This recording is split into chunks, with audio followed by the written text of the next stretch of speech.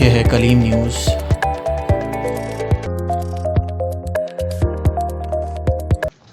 سکر سے نمائندہ کلیم ضیاء الرحمان کی رپورٹ۔ سکر کی احتساب عدالت میں خورشید شاہ، اعجاز جکھرانی، فاروق شاہ و دیگر کے خلاف نیب ریفرنسز کی سماعت۔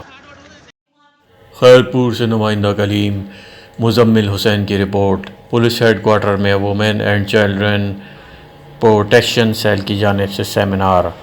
ضلع کی تمام این جی اوز، وکلاء، لیڈیز پولیس نے شرکت کی۔ ایس ایس پی و دیگر کا خطاب۔ خواتین 9110 پہ شکایت درج کروا سکتی ہیں۔ Women and children protection cell کی انچارج انسپکٹر مہناز بوزدار۔ والا سے نمائندہ کلیم شفیق عباسی کی رپورٹ۔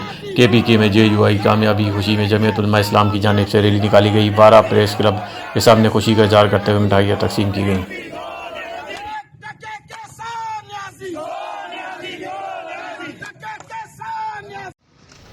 بوزدار وڈا سے نمائندہ کلیم حارث پنہار کی رپورٹ۔